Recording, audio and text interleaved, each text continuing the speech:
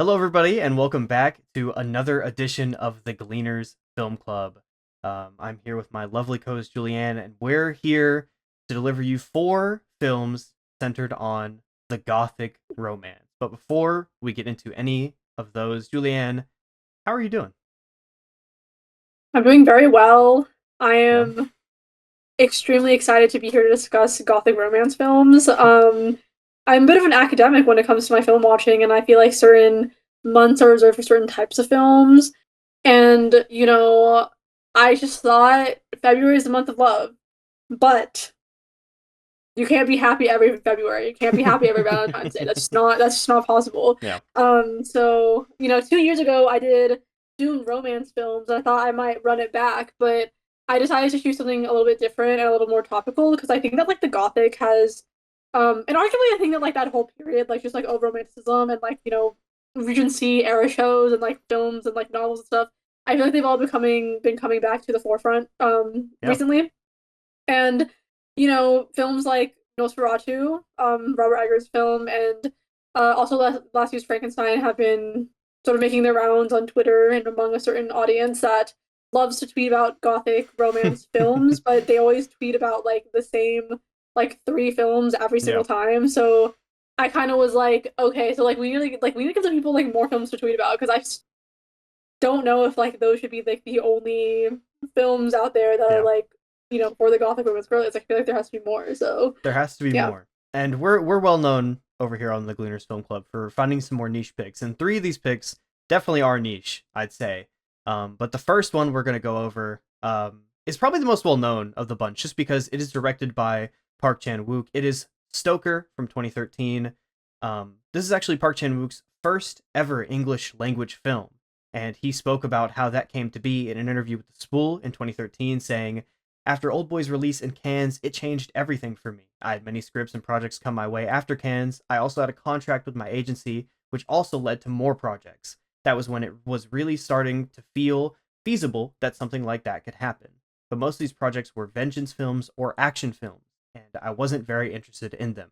I had to specifically tell my agent the genre I was looking for is closer to psychological thriller. That was how Stoker came my way. And this film is definitely a psychological thriller. yeah.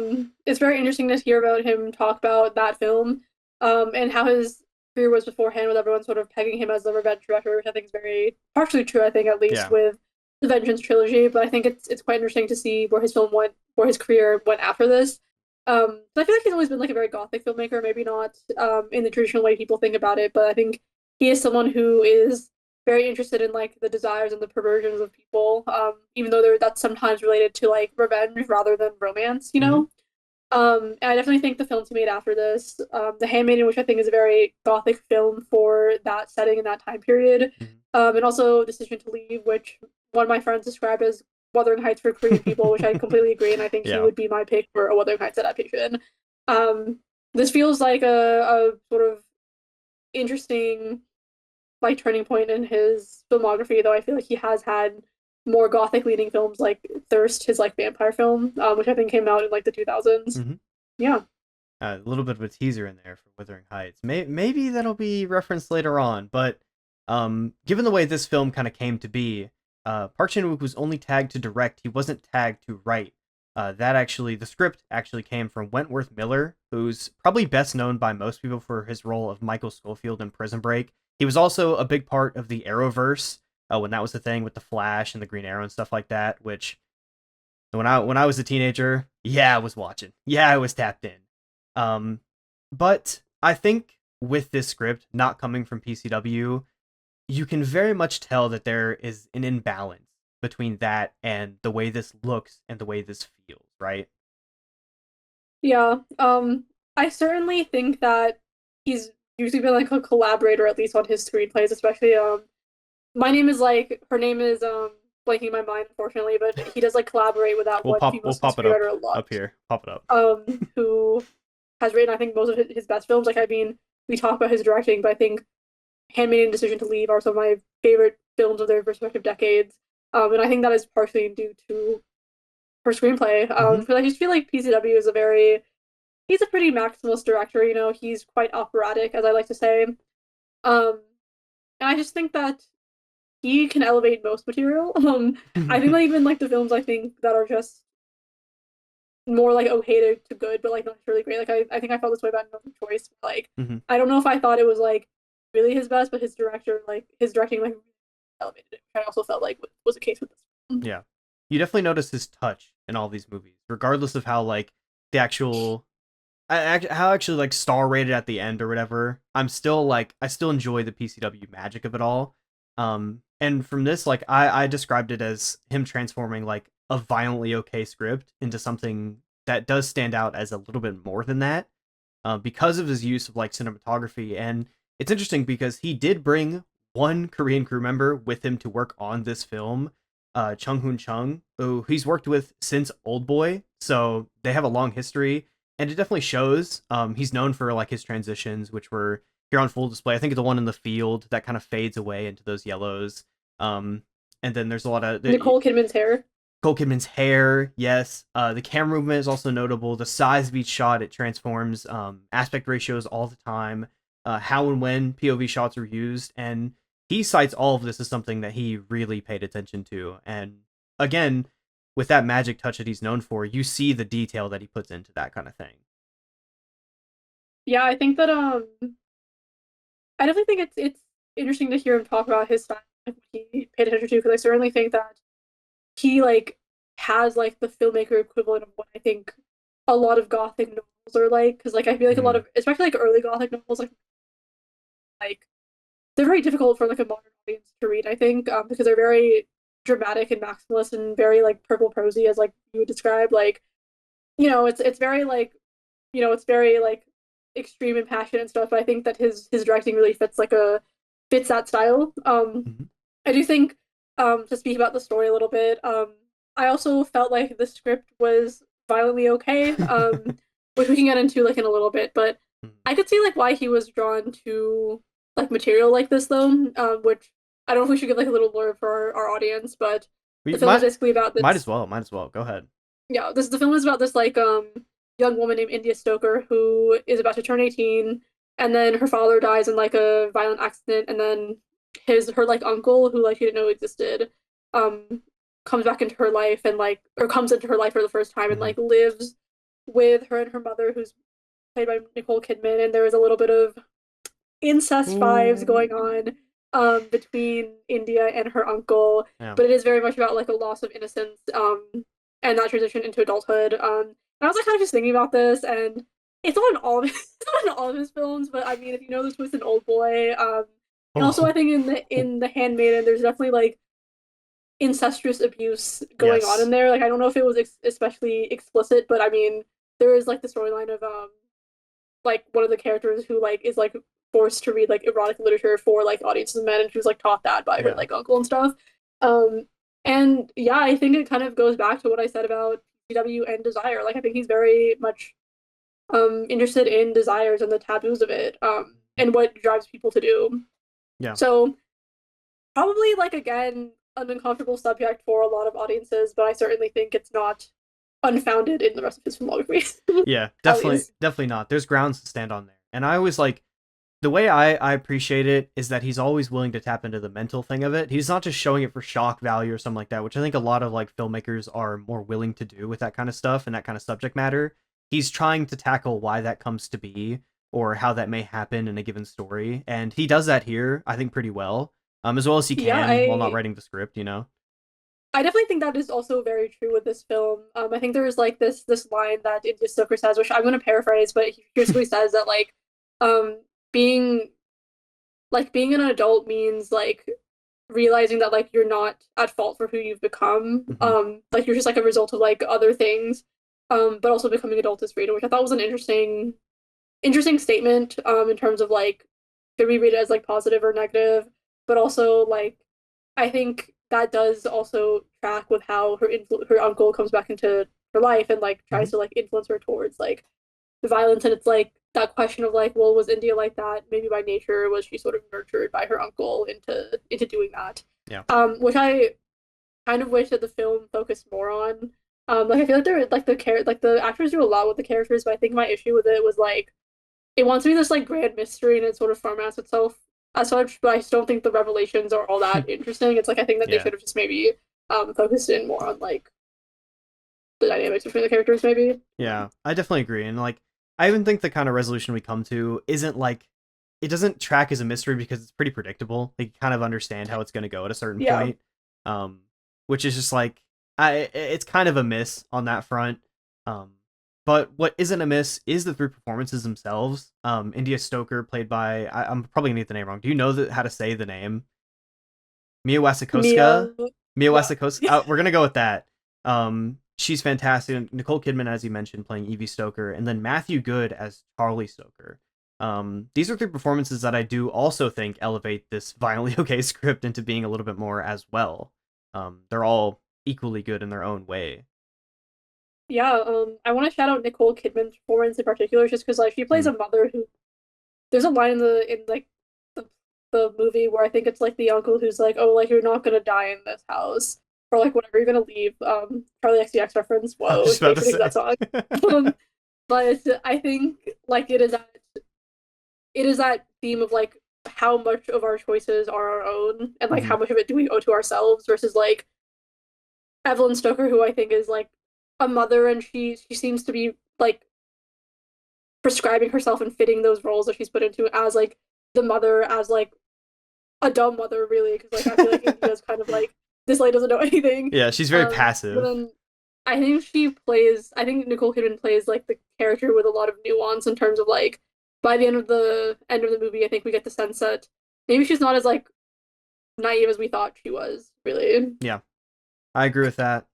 And I think, honestly, that's all there's to say about this. Another one to the PCW Goat collection in my book, regardless of the script. The film looks really nice. So that's all we could say. And now we move forward to our second film. That one being an adaptation of Beauty and the Beast. This one is by Jiraj Hers, who is Czechoslovakian, right? That is? Yes. Yes, it was This made is the experience that only Czechoslovakia could give me, the really. the only one. This film was made in 1978, and this is one that had to be here because it is one of your favorites. And I remember you mentioning to me before we had watched it, you weren't sure if it was going to hold up because there was this very specific time that you watched this film, a very specific way. You want to share that because it's really funny. Yeah, so I was like, okay, also I like remembered it incorrectly though. So like that wasn't it. Really? I thought I watched it when I was sick, but I think I just watched it like in my bedroom, like alone. Like it was like in December. Like I don't know what I was thinking. I actually don't even remember how I came across this film. Like I am definitely someone who like I call myself a scavenger. Like sometimes I just like go on like Letterboxd like rabbit holes where I'll just like look up like keywords and just like see what I can find. I don't know. Yeah. Or like sometimes like things come up on my Twitter feed and I think I found the film in one of those ways and I was like, what is this? And then I like watched it on YouTube in like really bad quality. And then I was like, wow, this film is really, really good. Yeah. What? And then I gave it Give it 5 stars, and then you watched it this time. We found a higher quality link, and you gave it yeah. 5 stars again. But for the people who might not have done their homework that we gave you at the start of this month, the most notable change from this compared to other adaptations is that the Beast is not a mammal. He's not. I guess what like a lion bear hybrid creature. He's a bird in this one.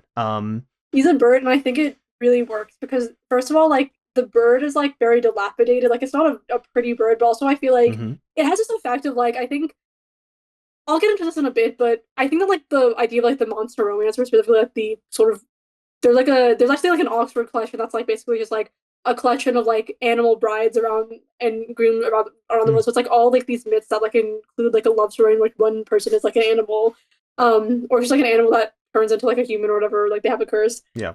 which is I think is interesting because like that's a very archetypal like fairy tale that like exists in like across all cultures. But I think to me like what the bird does is like I think mammals are at least closer to humans, but I think that like with the Mm-hmm. bird, it creates another layer of distance that I think adds to like the monstrosity of it and like the taboo of it. Yeah. So I thought, wow, I liked the Birdman even before he became human. I So like the so Birdman. I think it also like it adds a lot to it because in the film, the she's not allowed to see the bird, not allowed to look.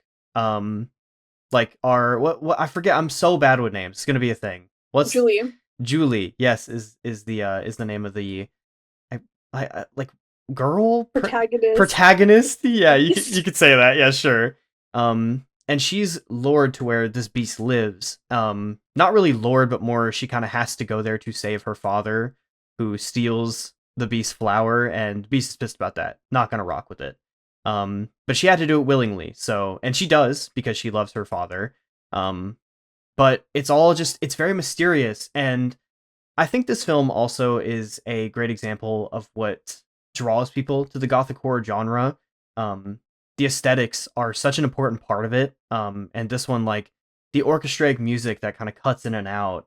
Everything is very morbid. It's all very gloomy. The costuming of the beast is very dilapidated, like you said. It all just works like together for me. It all just works, and to add to that, I think also like the aesthetics of the film, like I think how I describe this film is that like it's kind of like everything that's beautiful in the film is also tinged with like this like fear, this like Mm-hmm. mystery. Like there's so many like just like great images in the film. Like Julie's like wearing this like very shiny white gown. It's like sort of the skirt she's like sweeping across like the floor, and like the floor is like really dirty and stuff. Because like the house, the manor in this is like very run down. There's also Mm-hmm. like a shot of like a very shining goblet on like a very dilapidated table, for example, or like statues with their heads cut off. There's also Or the like a jewels when they drop on the mountain, kind in of thing, the the river, and they're riverside. like sort Yeah. of you see them shimmering like, in the dirt. Mm-hmm. And there's also like more fantasy to it because like the beast like does have his like little like fantasy servants, but it's like these like very like grotesque goblins that like just live in the chandeliers and like when you're just like looks at the table. Yeah. And like the chandeliers like going down is really cool. Yeah. I think also like at least I don't know. I think it's a very complex subject, and I don't necessarily think this is the place to go into it a lot. What we can do through the film is that I think what draws a lot of people to the Gothic, especially like a female fan base, is it kind of is in a lot of ways like the specific I think kind of story. Beauty and the Beast. If you look at like Nosferatu and like the relationship between like Ellen, the protagonist, and like her monster, and also a lot of people were also drawn to the dynamic between the Elizabeth and like the creature and like the last year's Frankenstein. Is that I feel like there is this like idea of like the monster as like indicative of more taboo Mm-hmm. or like unsavory desires that women have. And like there's that desire to like accept them and then sort of like be in union with that rather Mm-hmm. than like to reject them, which I think is quite interesting. Like I don't necessarily think it's like it's not like about like wanting to fix him really. It's about wanting him as he is Yeah. and like you know You're not off wanting base with to. that at all. Because like Julie does struggle with that. Like that's kind of a key part is when she does actually get the chance to see Beast, she is shocked and she is But scared. then she's like, But pretty like what? pretty quickly she starts biting her lip. I don't know what's going on there. Um I don't know. Like she was kind of gagged, yeah. but yeah, and I think I don't want to spoil like the film really, but I think that like there's a line in the film that's like every woman has like the opportunity, has like the ability to like make the man she loves like beautiful. Mhm. But I think that what's key is that happens before like he becomes a human. You know what I mean? And I think I want to speak to like the vulnerability that like the beast is played with because throughout the film he has like this little voice that like talks to him. Mhm. It's like they're like POV shots, so I feel like like is a separate entity from him, but also like not really. Like, but he seems to be running from it. Yeah. But basically the voice is like, you like she'll never accept you, like you're incapable of being loved. Just like all this like Mhm. self-deprecating talk, really. So I think it makes the Beast a lot more human because we also spend a lot of time in his point of view, Mhm. and we see Julie from his point of view. So I think a lot of the film is really just like about like vulnerability and like sort Yeah. of how we scare ourselves into thinking we don't deserve love. But it's sort of dressed up in like this very morbid gothic dressing that I think makes the film really, really elevated. Yeah. Definitely, and like I think a lot of adaptations of this, I mean, a lot of people are going to think of the Disney version, and that one's very cutesy, and like all the chandeliers are they talk. In this one, everything is super gloomy and stuff, but it still does a great job of humanizing the beast, like you said. Like he's still battling that insecurity, and one thing I do want to point out as well is how the film tackles romance on that front too. Like once he's humanized and they kind of meet each other on that level because it balances like the yearning of it all and the tension really well. Because like Yeah, he is talking about killing her a lot, but there's also like he low key wants her. So He low-key wants her, and I think it is also like what you said, where like you can't see him, and he also honors that. So there's like a lot of shots where he's like at the dining table, like he's like right behind her, and they're like talking. There's like that distance where it's like both characters like can close at any times, but like they won't, and so that they just have like tension, like they're so close, but like they can't even see each other. Like there's mhm, like again like a lot of shots of like we see like the beast like looking at her through like a door or like in the rafters. Like it's very mhm, like yearnful, you know. yeah. And many people don't understand, but I understood this film first watch, and I'm glad on the rewatch I can still stand like 10 toes down behind it. Yeah. I think I think this is probably the best one we watched of the four. It's the one I enjoyed the most. Um, and I think if we're talking like the Gothic romance, I think there's a contention for the last one we're going to speak on. It's one of our Wuthering Heights adaptations, but this one Yeah, gets the genre probably the most right out of any of them, in my opinion. So, I think so too. It's also very like, I mean, Wuthering Heights is a very classic Gothic story, but I feel like this one it's like an adaptation of like a very old fairy tale and stuff. mhm, I feel like it just hits it on like a very classic level, you know. yeah, definitely. But on that note, it's time. Withering, Withering Heights. Talk with that. Well, yes. Louis Bunuel, 1954, Withering Heights. Julianne. Whoa. Well, I mean, first of all, I do think that we had to ask the question, Yeah. No. did you read the book? What was your experience with like the text like before we watched these movies? So, Julianne, here's the thing. These two films were picked in anticipation, or in not anticipation. Anticipation is the wrong word, but In fear. in fear of Emerald Fennel's Wuthering Heights that was released earlier this month as well. And we went to watch a bunch of different adaptations. Hers, which we have extensive thoughts on Letterboxd. We will not share them here. They are not good. It's a very bad movie. But we both decided we had to read the book. You've read the book before. You read it again. I had to read the book for the first time because that's the best way to understand these films. It adds such a layer to the context of them, for sure. Yeah, I did read the book for the first time in college. I actually took a Bronte Sister seminar, senior seminar, so it's been a while, so I don't necessarily know if I'm like the best Bronte scholar out there, but I definitely did have like I was Mm-hmm. lucky to have like an active these texts. And I do think that like when you in context, I feel like that's really really important for this adaptation, which was like one of the more earlier ones. But gets kind of ignored. I feel like in favor of William Wyler's like Hollywood adaptation in Yeah. 1939, which I haven't seen, but that's sister, that's cousin. But I think the most interesting part about this adaptation is that one, it does cut out the second generation, which I don't know how many reviewers have read the original book, but Oh.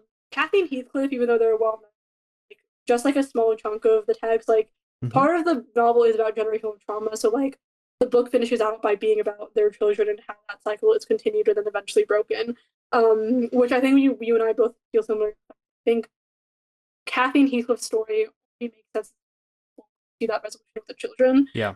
So I feel like I saw this tweet that was like everyone wants. It was basically about how like Kathy and Harrison are the kids who like get the happy ending, and the novel's quite optimistic. I saw this tweet that was like, why does like every adaptation like ignore Kathy and Harrison but give Kathy like Catherine and Heathcliff like the dynamic? And then someone co-tweeted and was like, everyone wants what Kathy and Harrison have, but no one wants Kathy and Harrison. And I was like, I don't know why, because they're my favorite characters. Yeah. But so this adaptation is cuts out the children, which I'm not going to fault it for because every adaptation basically does. Yeah. But it also cuts out the childhood portion, where it shows how Kathy and Heathcliff meet and how they sort of form. And so it begins when Heathcliff comes back and he's rich and handsome and therefore perhaps more suitable for Catherine. Yeah. But then that sort of causes a lot of issues in her marriage to Edgar Linton, who in this film Alejandro is Heathcliff, Catalina is Kathy, and then Edward is Yeah. yeah. Yeah. And I think that's really good context. And that framing is like it's very important because I think it's the only way this film works and what it's trying to be. Because it's trying to be a telenovela more than anything else. There's a lot of focus on the Yeah. drama and just like the scorned lovers, and they're going behind the like. It's just it's full on telenovela drama. Like even with the music sometimes. Yeah. And I do think that like it's a good like I mean Beauty and the Beast is kind of an adaptation, but I feel like fairy tales are different. But I think this would be like a good opportunity to talk about the nature of adaptation because I think I hated Fennel's movie, but like I'm not opposed to like adaptations like that are anachronistic. Like I actually did like Romeo plus Juliet, but I think that's like a different type of film. Mm-hmm. Like I'm not really opposed to making Wuthering Heights like a romantic melodrama. Mm-hmm. Um, like I think that there is truth that is part of the book.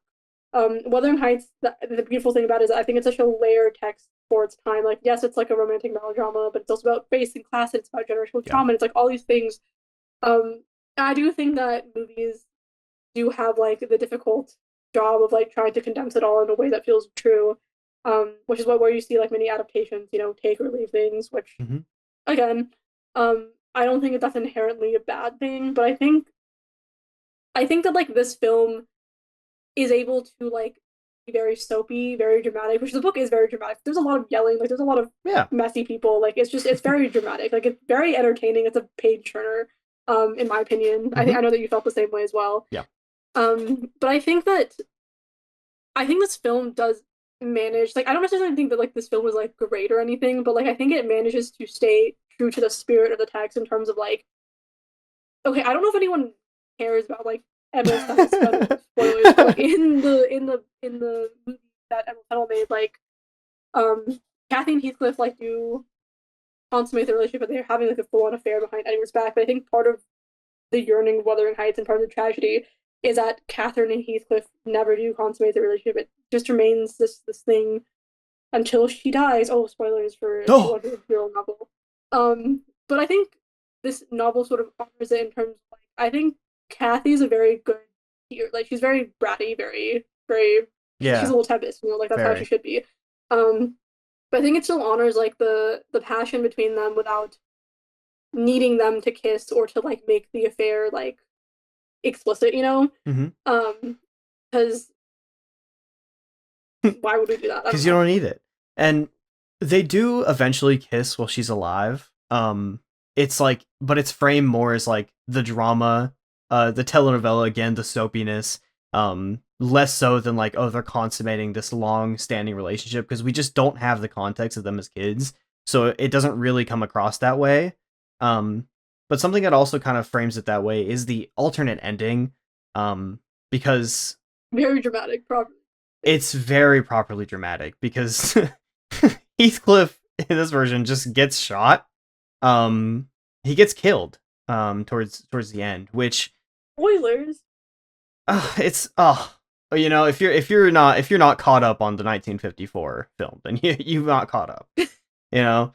Yeah. But it is just very soapy how it just like he dramatically falls over and he's laying across her casket as the film comes to a close, and it's just like Yeah. It's like oh, I think with the ending too, it's like I'm not opposed to that ending simply because I think it fits the version of Wuthering Heights that like Bunuel is trying to tell yeah. as a romantic melodrama. Like I think I don't know. I don't want to keep bringing up that ladies, but it like it made sense and like also like it did feel true to the spirit in the novel Hmm. in like one sense, you know, and I don't think that like he necessarily like completely like shafted everything about the novel to make it. Hmm. I do think the pitfall of not having context of their childhood, like you said, is that I don't think we really understand like why Catalina and Alejandro's relationship is so all consuming. Which like yes, they're not exactly the novel characters, but I still think that like if you're gonna write a like as tempestuous as this, like you have to like really feel it. Hmm. And like it's like I understand like why he didn't include the childhood part because I think that's like a whole lot to include, especially if you're not necessarily focusing on the general bit. Because I think we see like Heathcliff like undergo like, when he's a kid, and like that sort of makes him into who he is later in life. Yeah. You know, and I think it does like have this pitfall of like, well, we don't really understand their love. Like, yes, we like the characters like talk about it and they represent Hmm. in conversation, but it's also like we don't see it. So like, Yeah. how can we really feel it? Which I think runs into like a lot. I think that like Wuthering Heights is just a very difficult text to adapt Yeah. because I'm talking a lot, but what I will say, what I will say is, I think like people try to make it a romantic melodrama, like this very like dark novel about like race and class and stuff. But I think there's it's both and it's both at the same time. Like I think both parts are like intertwined in terms of like, Heathcliff is who he is because of like the abuse he endured when he was a kid, and like Hmm. he and Kathy, I think both are products of their environment and their society, and like that is why they're able to inflict violence on each other and also other characters. It's like I think I just think that it's a choice that I can like. I'm not opposed to people like emphasizing the romantic part of Wuthering Heights. It's just that like I think it only works in the context of everything else, which Hmm. is like why I think the film feels a little bit. It feels like less passionate than I think it wants to be. Yeah. Unfortunately, I think we're burned in a way by knowing the novel and by like understanding it and reading it. Because if you just watch this film without that, it's probably the most consumable one that I can think of because it is just that drama. But us knowing like, oh, they didn't show the kids, they don't show how Heathcliff is who he is, they don't give backstories to anything that's really happening. It loses a lot of its luster, a lot of its appeal, and it kind of just reaches a ceiling at a certain point. That's Yeah. and I think we both found Um. that in our like reviews and our thoughts, you know. There was this Werner Herzog quote that was going around the other day where he was like, "Film is like the medium for the people" or something, and like people were like kind of mad at him. But I was like, "But if you did read books, like you'd actually help." So I don't know. It Don't always don't don't helps. let call Yeah. you. Don't let Herzog do that to you, gang. Um but there is one more thing I want to note about this because I found it really interesting. The actors that are involved in this, Screenslate did an article on the film that was published back in 2017, and it talks about due to its classic literary pedigree, Abismos de Pasión, which is its actual title, was a so-called prestige film, and it was produced independently and circulated outside the main channels of Mexican film distribution. Unfortunately, Bunuel had to use actors that producer Oscar uh, Dancingers had already hired for an aborted musical, which created horrendous problems and results that were problematic at best. Um, I don't necessarily know if that came across in the film to you, but it is interesting to note that that was going on this entire time. Yeah. I think what I will note on that quote is I also kind of wonder if that has anything to do with like the legacy or lack there of the film, because I think again like William Wyler's film is and to be fair, they're like 15 years apart, but I feel like they're of the same era, kind of, Hmm. those early adaptations of the novel. But I feel like William, obviously, but I don't know. And Bunuel, I feel like is like a very like he's like a real cinephile filmmaker. It's like you watch Yeah. Bunuel when like you're really trying when you're really trying to get into cinema. And I don't necessarily think this is like one of his like major works or anything. Which to be fair, I don't necessarily know if it's indicative of like the things like people really like his style, Yeah. but But it's an yeah, interesting addition to his catalog, and I think it's still worth a watch if you enjoy Wuthering Heights, the novel, and just like to see films take a swing at it. Um, yeah. but our next one, our last film, is the one that we both think does it the best. This adaptation is brought to us by Yoshida Yoshida. It was made back in 1988. Yoshida isn't like a particularly well-known director, I would say, at least in the States. That could be very different in Japan. But he does mention this adaptation in a 2009 interview with Moving Image Source, and this popped me. He said it was one he made as pure cinema, just as a cinematic challenge, which is beast mode of him to do. Um, and this adaptation, this challenge, transports the Moors into the Muromachi period of medieval Japan, which ran from 1336 to 1573. Um, and the question that deserves to be asked with that context is this the perfect backdrop for Wuthering Heights if it's not just going to be the Moors? I I actually think this film is a very perfect example of like how you can make an adaptation that like is like a reinterpretation, as that lady from England likes to say, um, and and not just an adaptation. Because I think the setting. is like you have like these like very windswept mountains in Japan. Like I thought was really cool about the film is that like there's so much wind that like there's constantly like ash and like dirt in the air. So like you have Yeah. like all these shots of like characters like emerging out of it, like out of like these like big ass dust clouds, and you like hear like the winds and stuff. Um, and I think I also want to speak on like what the actual plot in this is because it is a little Yeah, different. So definitely. like both so in this the two houses of Thrushcross Grange and Wuthering Heights are like both part of like this clan called the Yamabe clan. It's like the House of the East and the House of the West. I'm probably gonna get them mixed up.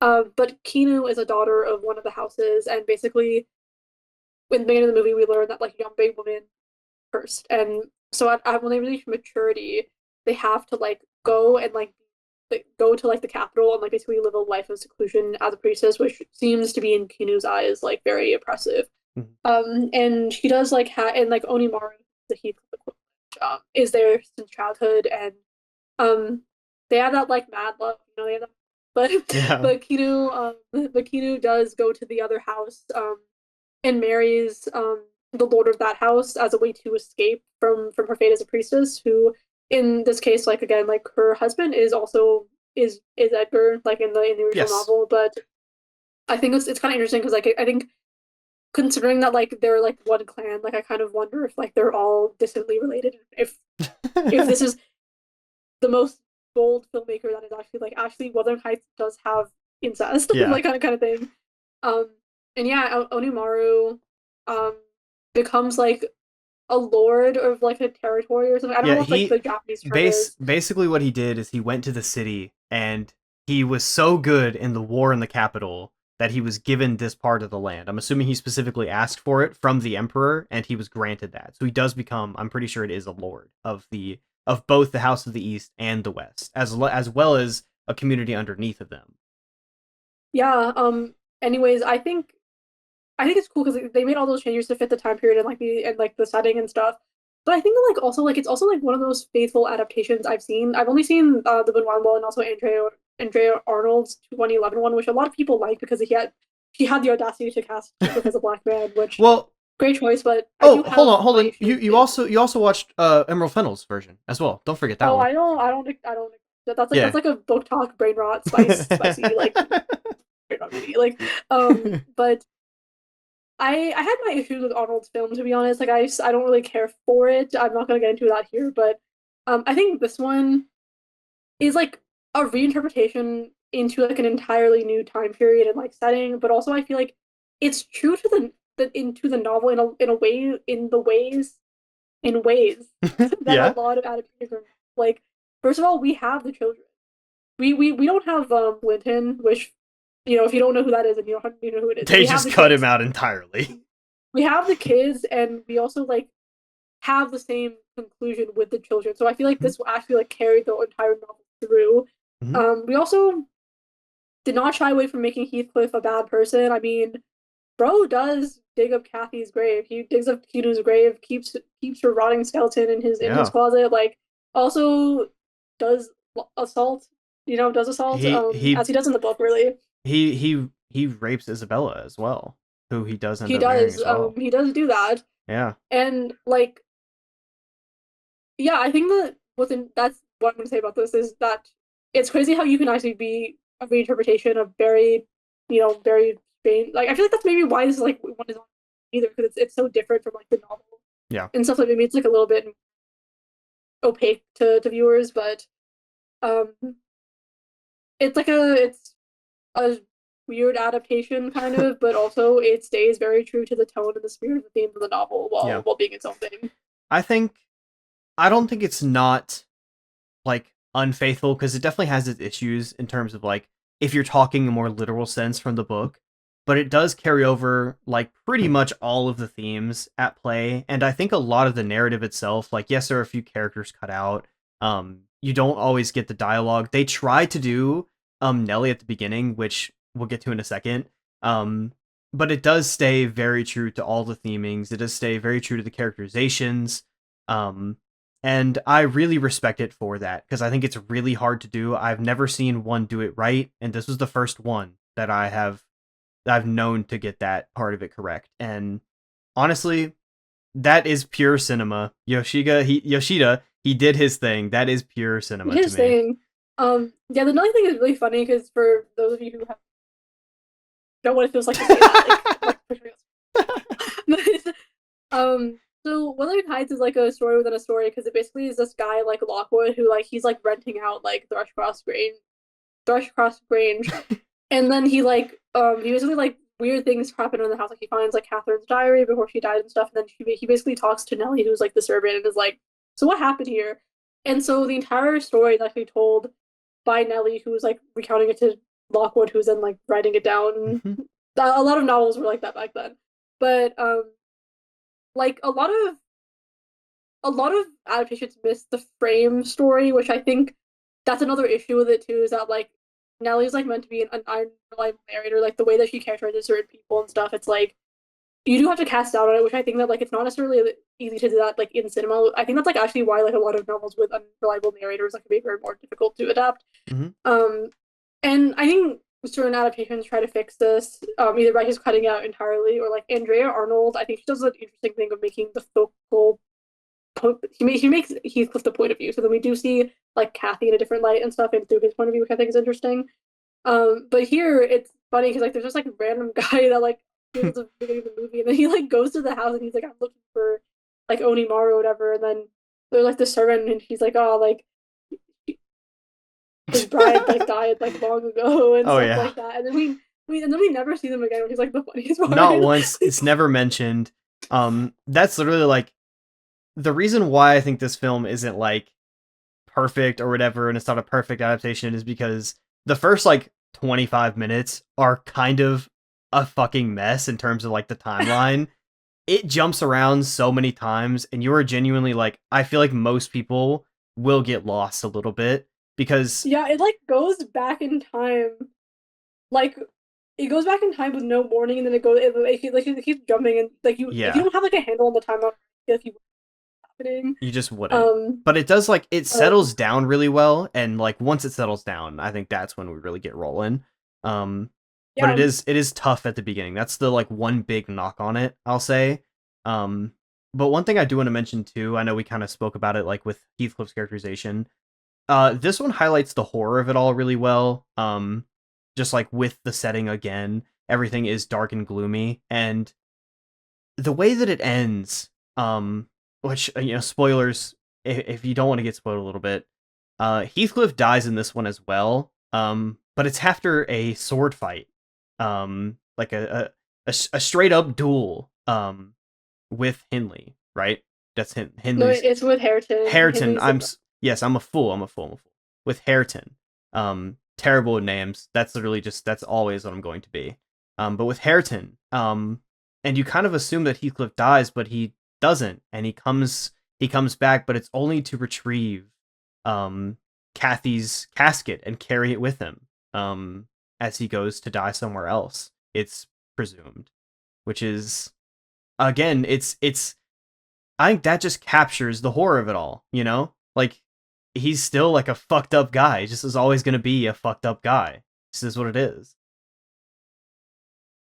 He frozen. he's a mess guy, and I honestly don't know There if you we go. see much of. I don't want to be like that guy. But I don't know if we really see him like be abused like that. Which we don't have to see that, but I do think that like part of like I also like would be interested to know like the background of like the film, just because like Heathcliff is like obviously like they're all Japanese, but I think that like they do other Heathcliff a little bit in his appearance. Like I feel like he is like a little bit darker and like hair is like Mm-hmm. build and stuff. Which yeah, I don't know. I mean, I feel like that's like a hard thing to do if like you wanted to like Heathcliff, but like you're like this thing. Yeah. But I don't know. I think the film also like adds. I think that, like I like the ending as well because I think it's like an example of like adding something, but it's like still true to Yeah. the thing you're adapting. It's like It's a better doing. it's a real adaptation of a theme. It is, and I think something that was interesting to me was like the emphasis I think on gender in this film. I think that like you do have that element of Kinu specifically seeming to like run away from like this like patriarchal like role of like being a priestess and stuff like that, and like there's like a punishment room where like Kinu's like kept, and like there's like all this stuff about like being like a mother and like the assault Yeah. and stuff like that. which I thought was all very interesting. I do.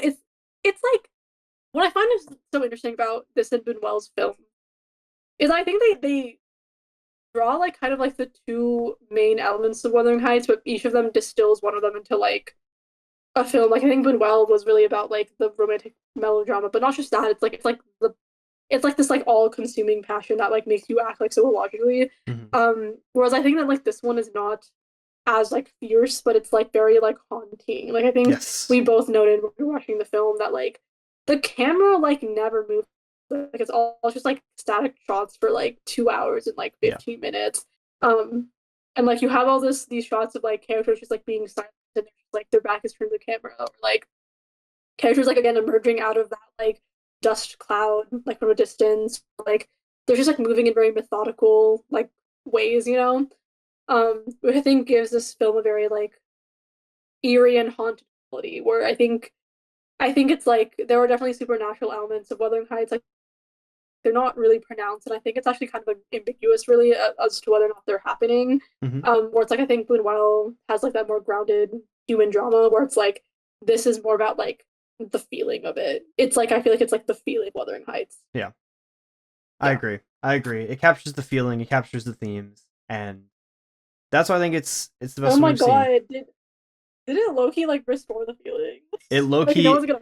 it low key restored the feeling. If you watch, if you're a real fucking Graps fan, you know what we're talking about. Real Graps knowers will know what we're fucking cooking.